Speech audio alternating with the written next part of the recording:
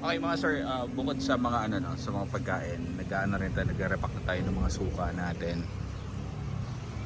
And if you're also interested sa ano, mag-repack ng mga suka, mga bote, mga ganyan, bagoong,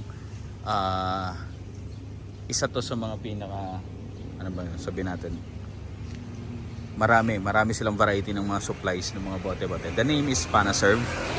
Yan, tingnan nyo yung compound nila, hindi sila pansinin eh, but they are in waste, nasa waste sila dito. Yan sa Dasma. Okay, ito yung itsura ng lugar nila. So ano natin yan, post natin yung address, then papasok kayo. Ito yung sa atin, kuha tayo ng mga karne.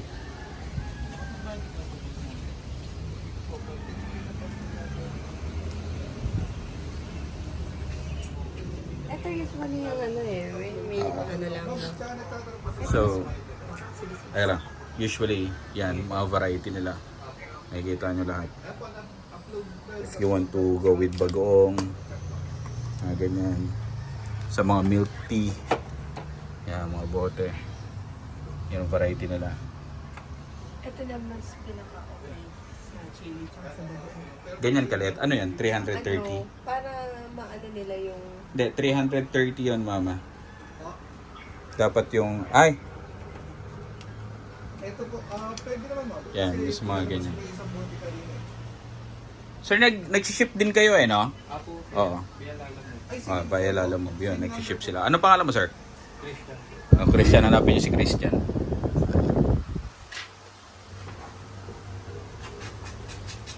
Usually yung mga malalaking ano dito na kumukuha sa kanila eh.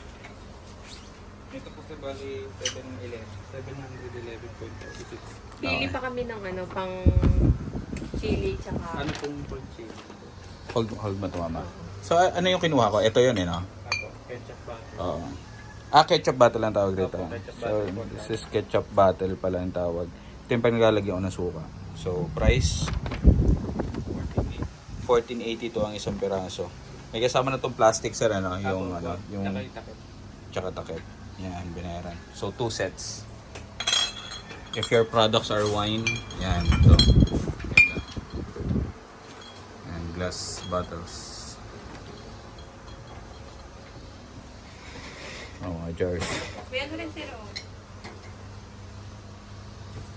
Cling wrap? Oh. Ito mga plastic naman. PET. PET, ibig sabihin ito yung pwede sa mga food. Ayan. For Nutella.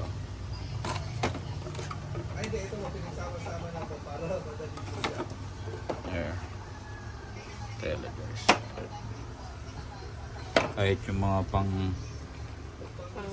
milk. Oh, Meron din. Ito po ma'am. Kasama po sa gabon. Ay, ito yung pang vinegar pala, mama. Oh. Magkano to? Okay, sige po. Yan po yung ito sir. Yan yun. Okay, sige po. Ganyan lang magkano ang price niyan? 21 nga to eh.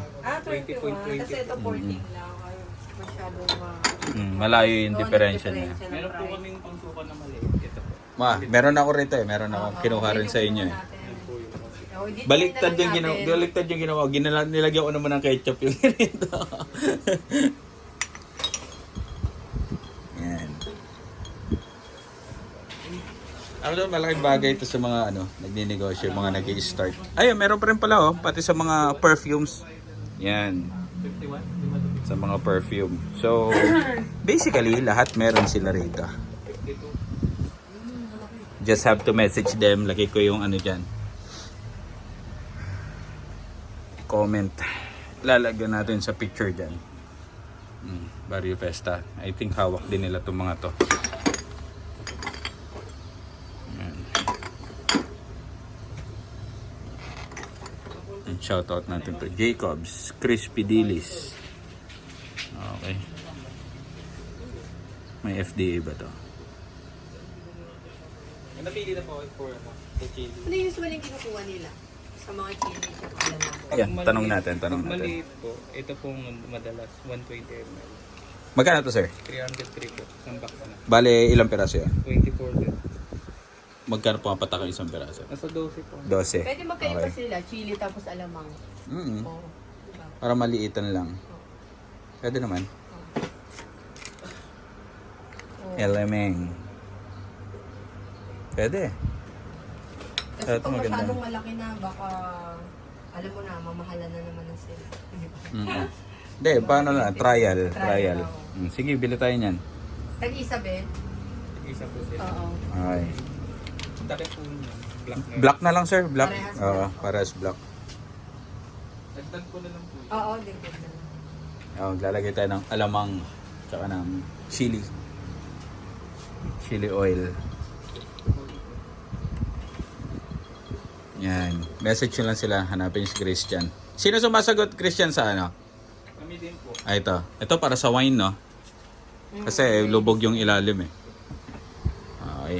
Hanapin nyo lang si Christian. Ang ganda rin ito, mama. Oh. Ha? Ang ganda. Pang ano na tayo.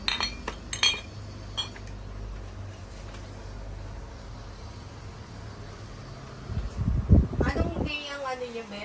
Ang close? Sunday lang po. Oo nga pala. Sunday pala. Close sila ng Sunday. So, sure pa sila. Paano, sir?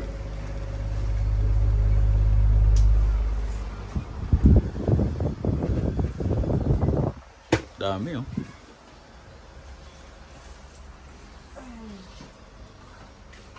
Tapos pag gawin natin, papakita ko sa inyo kung paano ito maglagay ng suka.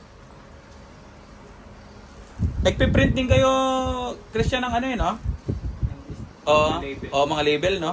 Pero lowest, MOQ, Ano po? 5,000. 5,000 pieces ang Ano MOQ. pa, ano? Oo. Ito po sa bali 1301. Yun lang ba? Oo, yun lang. Trial muna, trial. So, itong Barrio Fiesta, sa inyo na rin galing yung ano? Hindi, sample lang po. Sample lang. Ito po kasi yan, yung golden yan. Oo. 170. Okay. 220 po. Okay. Galing, no? Lahat, no? Okay, pagawin natin, pakita ko sa inyo kung paano kami maglagay. Okay. Message nyo lang sila. Alright, so we are home. And tignan muna natin description ng resibo natin. Okay.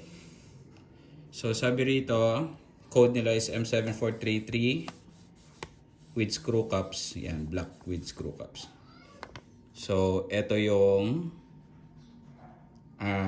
price nila. There. So, yung suka, lagyan ng suka, ay 14.82. So, dalawang box yung binili natin. So, 711, 36. And ito naman ay, ano to, 200, 303. May code pala to. Tingnan natin. So, 361. Ito yung 361. So, ito. Etong 361 ay 12 pesos and 62. Okay? 303 pesos. 24 pieces. And ito namang M7471, 11 pesos and 95. Ito naman siya. Okay. Lalagyan natin ng chili. Tetestingin natin. So, sabi rito sa box niya ay, ito ang testingin natin. So, 4 ounce. So, meaning, pag kinonvert natin into ml yan, that's 120. 120 ml. Yan ang itsura niya. So, unbox din natin to, isa. So, ganyan naman ang itsura niya. Alright. Okay. Ito namang bote. Ganito ang itsura niya. Okay. So, yung mga bote na yan is may kasama ng takip. Tsaka yung plastic na ano niya. Tawag doon. Parang plastic na parang seal. Sinisil. Ayan. Ayan. Doble-doble na natin ang trabaho. Ayan yun. May nag-salting tayo ng balat eh. Okay. Sabay-sabay na natin yung mga trabaho na yan. Para makita nyo. Kasi, ganito yun, no? Kapag nasa isang negosyo ka, then naka-build ka na ng credibility mo, make sure lang na huwag kang mag-offer ng sobrang daming variety ng produkto. Make sure na meron kang isang produkto na na-master mo. Okay? Huwag kang ma-confuse. Isang produkto lang, pagbutihin mo na sa isang produkto. Kapag magaling ka na doon at marami ka ng customer, hahanapan ka na ng customer ng ibang mga produkto. So, that is why, since lagpas 5 taon na rin naman tayo nagba-barbecue, yan ang anak na nga ng iba't ibang mga produkto kasi nakapag-build na tayo ng credibility sa mga customers natin. So, kilala na nila when it comes to quality, kilala ka na nila.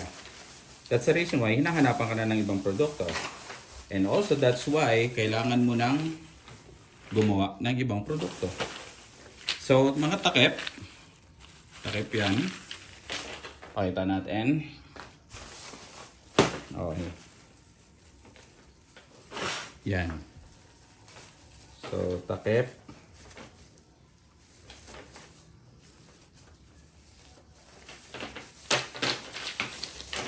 Always make sure na lahat, ano natin yan sa mainit na tubig or kailangan talagang sterilize bago lagyan. Just to make sure natatagal yung product natin. Okay? So yan, takip niya yan. And then, may kasama yan ito. Yan, plastic.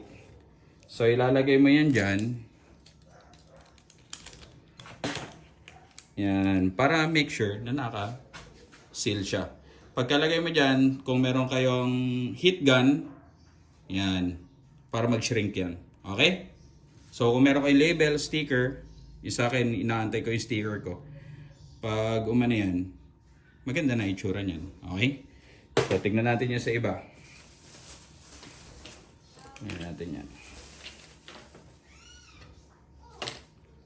Let's see. Ito naman yung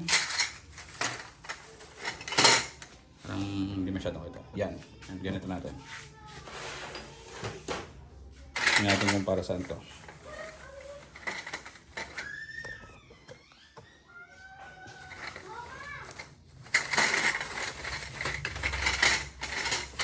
Okay. Pares na kaya to? Hindi. Okay. So, dito siya. Dito yung para sa paglalagyan ko to ng chili sauce.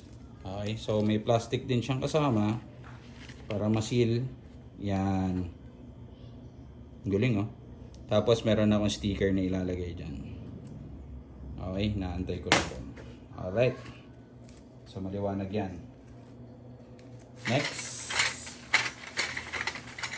Natin. Double check natin. Sinarado natin. Okay. Good.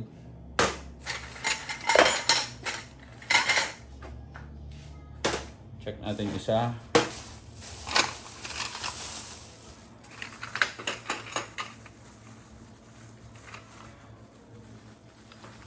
And again, kapag meron kayong gustong information about the seller, which is Panaserve, message nyo lang yung account nila. Message nyo lang si Christian ang sasagot dyan. So, mabilis naman mag-reply ang Panaserve.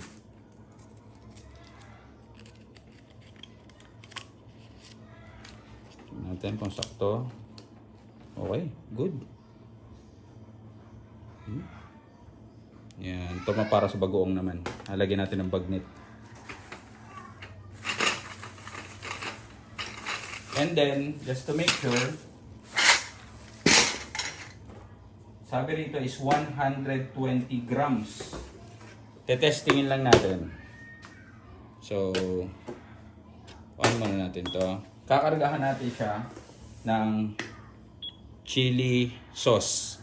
Yung chili sauce ko na to is, andito na, nagpas na to ng 1 taon na nandyan. Kaya, that's the reason kaya pwede ko na siyang ibenta kasi yung trial and error ko pagdating sa spoilage, sa shelf life, wala na akong masasabi. Okay na siya. Hindi siya nagbago simula last year. So, ano natin to? 0-0. Testingin natin.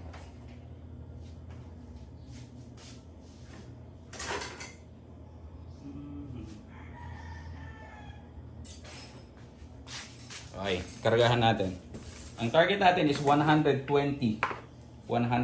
grams. Pakita ko muna sa inyo tong chili sauce ko. Chili sauce hindi chili garlic. This is a Chinese style of chili sauce. Ayan. This sauce has been sitting here for at least an year. Lagpas na 1 taon. Last year ko pa ito ginawa eh. Ayan. And kung naamoy nyo yung amoy nito, sobrang maano sa ilong. Ayan. Okay, subukan natin itong kargahan. Magpa-flow kaya? Tignan natin kung magpa-flow. Mukhang ayaw. Mukhang ayaw kapag naka-imbudo. Testingin na natin manually. Messy kasi. Dapat mas malaki yung bunganga. Hanap ako ng imbudo mas malaki yung bunganga. Bukan natin yung kutsara. Ang kanto.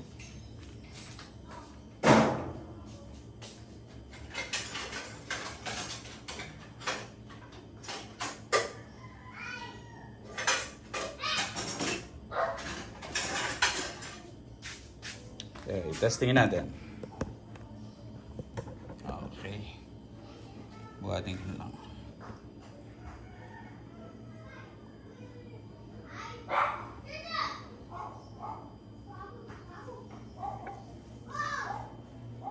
Kapag naglalagay kayo ito, make sure na natatakpan ng oil yung item. Oy, 89 pa lang. So, we need solid. Tingnan natin. Okay. So, konti na lang. Karamihan kasi sa nakikita ko pag gumagawa, mas marami yung oil kaysa dun sa laman. Okay. So, 120. Yan. So, ganyan ang itsura niya kapag binote. Di kaya apaw yan. Subukan natin. Testing kung apaw. So, 120. Punasan natin.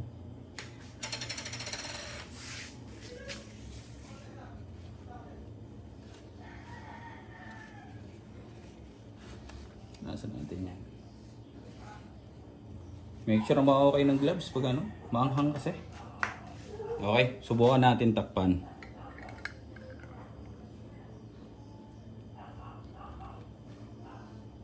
Make sure to tight. Okay. So, ganun ang itsura niya.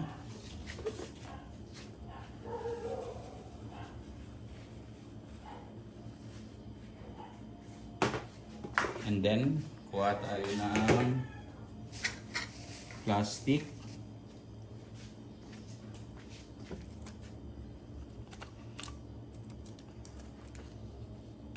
Yan. Tapos, since wala akong heat gun, di pa ako nakakabili. Gagamitin ko ay blowtorch. Pwede yan. Ito, gamit ko, blowtorch. Yan ako, blowtorch. So, malayo lang. Ay! Ang lakas! Dapat pababa. Mali ako. So, kailangan talaga heat gun. Wala, hindi pwede. Testing pa tayo ng isa. Dapat mahina lang yung ano. Testing tayo ng isa pa. Ganda yan, nagkakamali tayo para malalaman natin yung mali natin. Yan. Dapat sa ibabaw ang manggaling.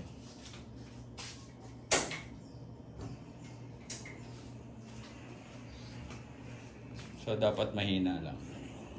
Testing. Mahina nga lang daw eh. Op. Op, yun. Baba. Teka lang. Dapat talaga hit gun. Hindi talaga pwede to. Kasi masyadong maliit yung hinahawakan niya. Yun. For trial lang naman natin. Testing lang naman. Wala naman masama eh.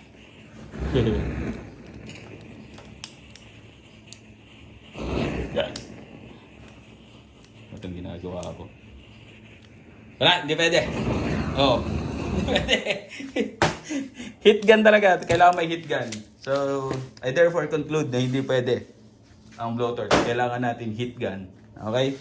So, basically, ito yung itsura niya. Ang main purpose naman ng video na to, malaman nyo kung saan yung supplier. Okay? So, contact Panaserve. Yan. Contact nyo yung Panaserve. Madali naman sila kausap. So, yan. Kapag na-battle yan, make sure na na-sterilize siya. Then, ito naman, isa lang rin naman to natin sa pressure cooker. So, para sure lang na talagang maayos yung pagkaka-sterilize. Okay? Okay. Good.